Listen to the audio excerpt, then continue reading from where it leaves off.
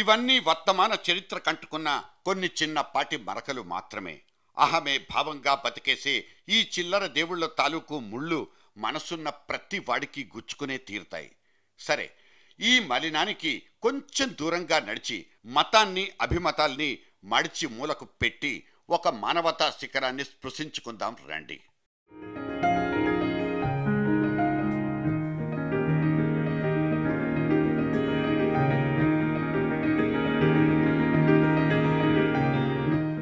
Pope Francis person of the year విస్తృతమైన వడపోత ద్వారా టైమ్ మ్యాగజైన్ ఎంపిక చేసిన ఈ ఏటి మేటి మనిషి.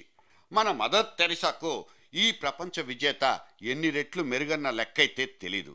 కానీ మానవత్వానికి తానొక నిలువెత్తు నిదర్శనమనడానికి ఇక్కడ కొన్ని అరుదైన తార్కాణాలు.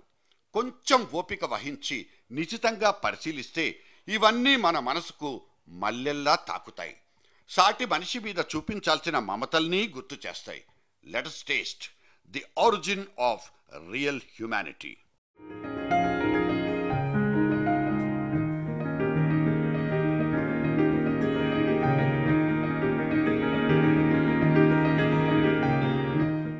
పదిహేడేళ్ల ఒక మానసిక రోగస్తుడికి తన ఆసనాన్నిచ్చారు.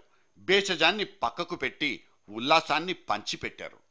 ఒళ్లంతా కురుపులున్న జెనెటిక్ వ్యాధిగ్రస్తుడిని అక్కున చేర్చుకుని అతని స్వస్థత కోసం ప్రత్యేకంగా ప్రార్థించారు.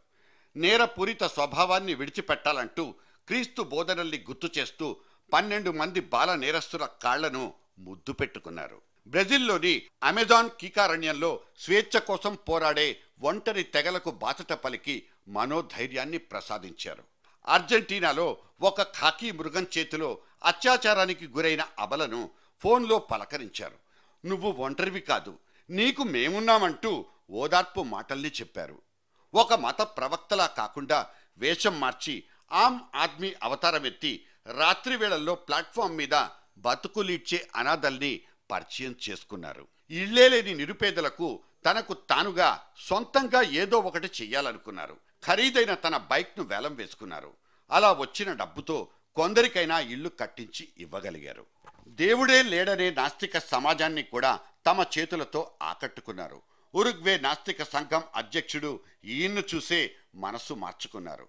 హింస కూడదంటూ సిరియాలో శాంతి స్థాపన కోసం తాను చేసిన ప్రసంగం ప్రపంచాన్నే ఆలోచింపచేసింది.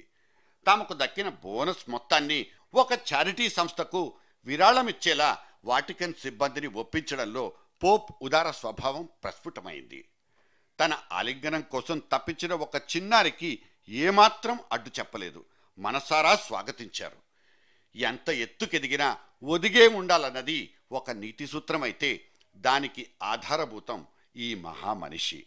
సాటి మనిషిని కనీసం మనిషిగా చూడగలిగినా చాలు. ఇదే ప్రపంచంలోని అన్ని మూలలకు వ్యాపించిన పోప్ ఫ్రాన్సిస్ మానవతా దృక్పథం.